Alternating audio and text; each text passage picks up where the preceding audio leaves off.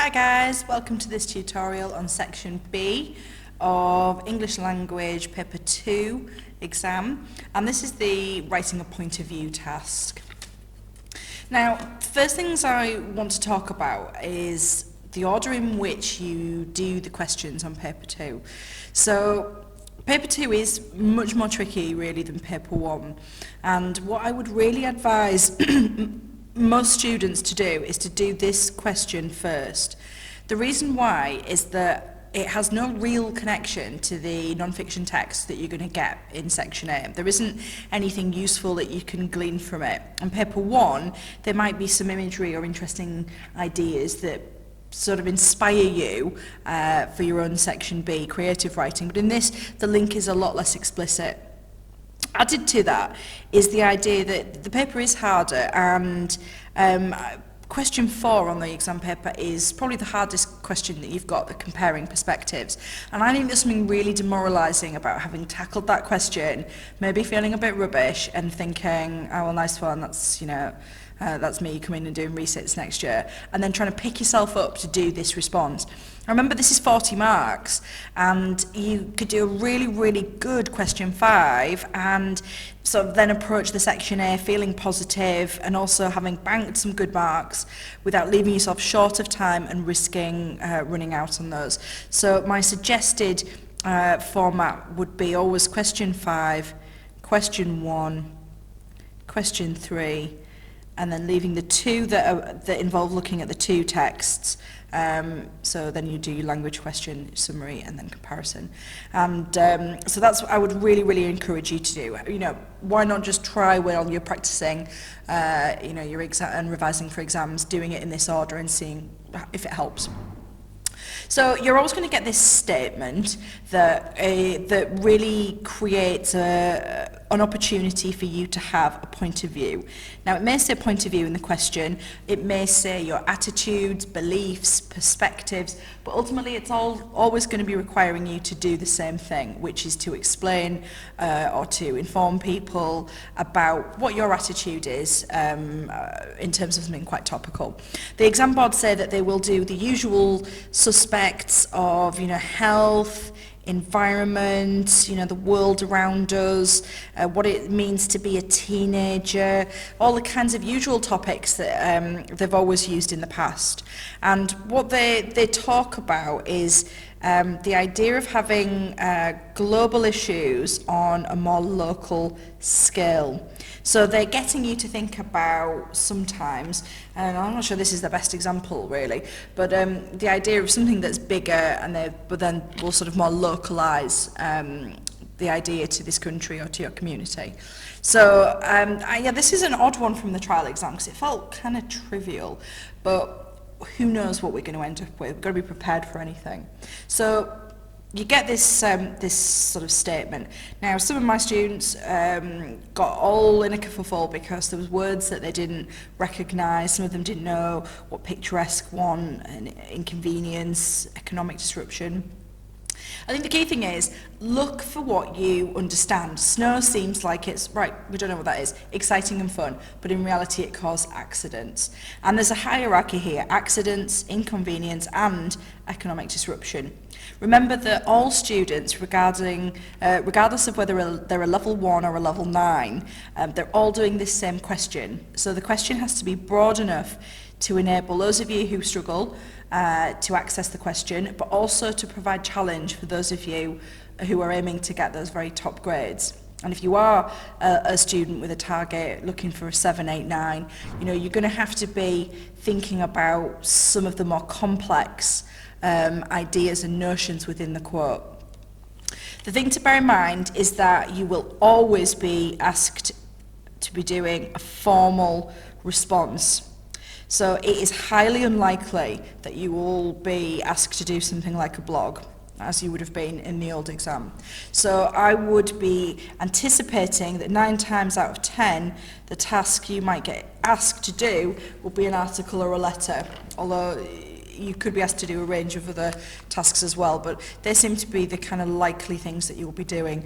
And obviously for a broadsheet, we would be wanting a formal tone and standard English.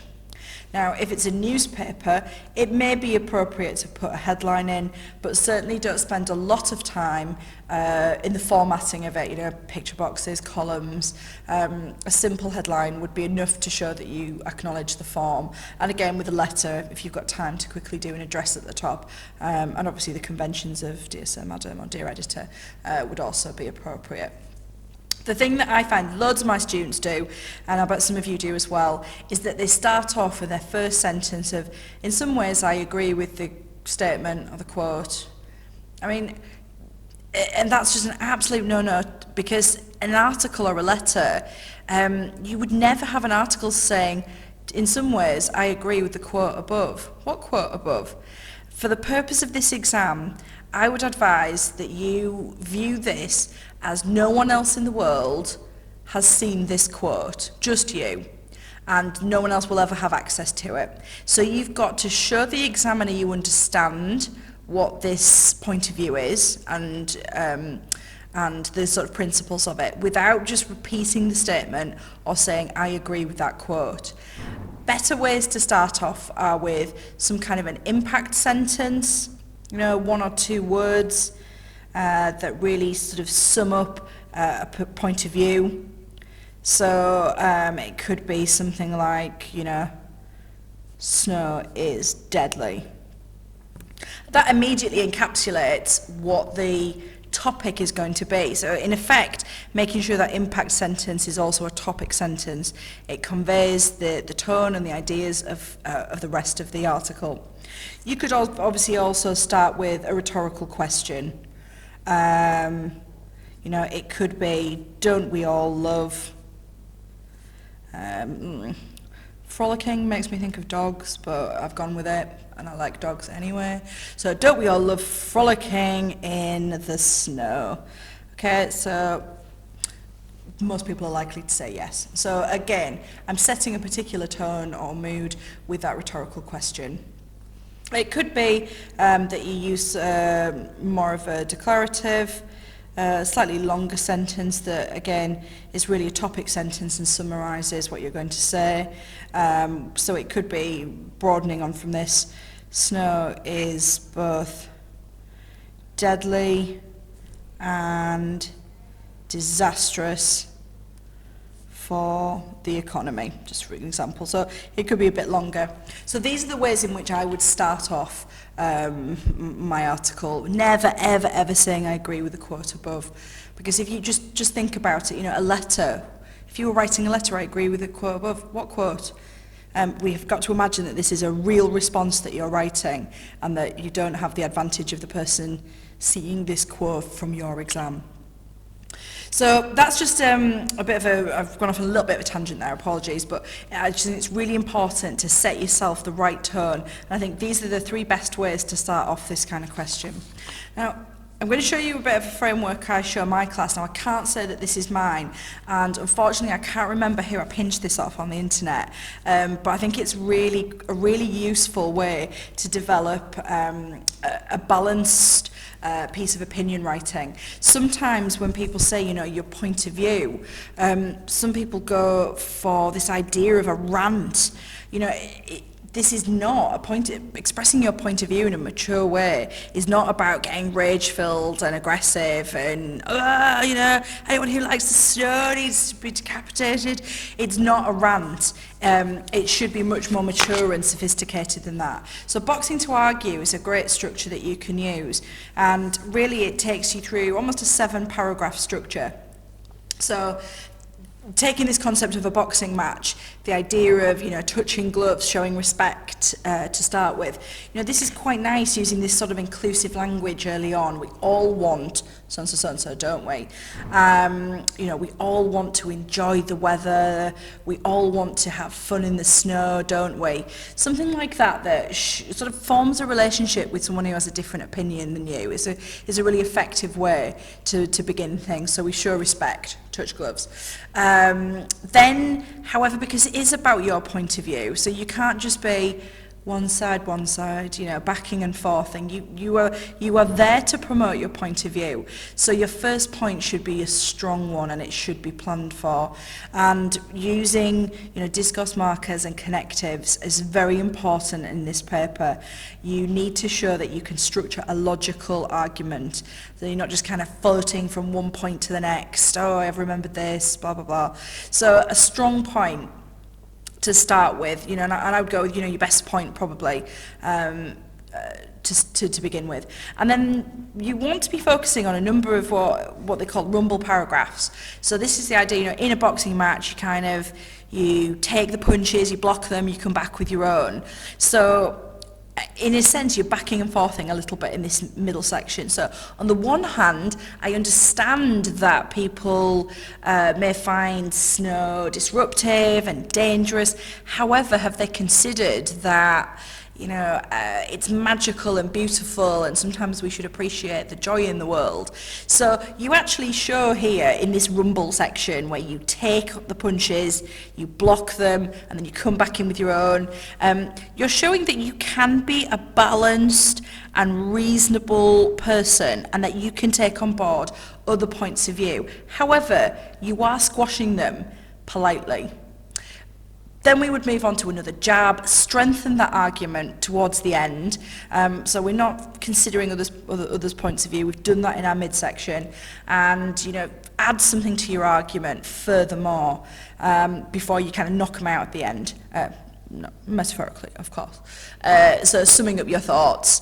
And again, you could return to the sorts of techniques you use in your introduction. Impact sentences, always quite effective to end on a rhetorical question or a kind of punchy, powerful statement. So I would really advise, this is, you know, a good amount of sort of paragraphs, it's all sides of A4, and it would work quite nicely. In terms of just the sorts of techniques and things that you would be wanting to demonstrate, I would say that as an examiner, the top kinds of things that I would be looking for, and some of you might use acronyms like DeForest, but ultimately, you know, you are looking to show off a number of different skills. So this could be, I think usually people talk about alliteration, facts, opinion, repetition, or rhetorical questions, emotive language. You might have statistics and list of three. So these are some of the kinds of techniques that you would be wanting to show off to your examiner. Now, it's marked in the exact same way as Paper 1 Section B is. Obviously there you're looking at really descriptive writing techniques. Here there is going to be more focus on, you know, things like connectives. Are your ideas sort of sequenced logically? So have you used the firstly, the secondly, etc.? Also, have you, beg your pardon, have you got other techniques, things like quotes from experts? Now, and, you know, facts and statistics to support your ideas. Now, remember that in the exam, unlike in life, it is completely okay to lie. So your expert could be, according to recent research by Professor Whelan, 93% of students taking GCSE exams have suffered from symptoms of stress, whatever it is. The thing that you don't want to be doing in this question is saying things like a recent study or a survey has shown, an article or a letter. They would always contextualize where is it from. So I would have a kind of made up expert, so I can dream, can't I, Professor Whelan, and a made up place that your research will come from, that's obviously not made up, or a particular website that might do things. So things like yougov.co.uk. So these experts, or these what we would also call credible sources, can add real weight to your argument. So instead of a survey was done, you would say a survey conducted by yougov.co.uk has revealed da da da da da. So it just makes it feel more believable, even if the content has been made up. So it's all about being credible and being, you're believable. The information you've got feels like it could be real. So again, you want to avoid saying, a research by Professor Whelan has suggested that 99% of students have flown to the moon, right? So it needs to be within the realms of possibility as well. So what are the examiners looking for? They want to see you've got ideas. You've got a range of different things that you can talk about. So with this, your point of view on this is that, yeah, it's good for kids. It can be exciting because you get a snow day off school. But on the other hand, it might cause car crashes. If shops are closed, it could disrupt the economy, and there's already problems there. So the key thing is having some ideas, organising them, using a range of structures, different sentence types, using connectives, topic sentences. Obviously our technical accuracy, the SPAG, spelling, punctuation and grammar. Starting off by using one of these three techniques, not referring to, I agree with the statement above. Showing off a range of different techniques that you would use in non-fiction, the exact types of things that you will go on to identify when you do the section A, when you're looking at the language and structural techniques, the methods that writers use in those two non-fiction texts. And when you get into your detailed writing, you're going to make sure that you have experts or credible sources so that your facts that you might have made up actually seem believable. And you're going to try, where possible, to organise your ideas into a balanced argument, showing respect for other points of view and even considering what those arguments might be before you squash them. Okay, good luck.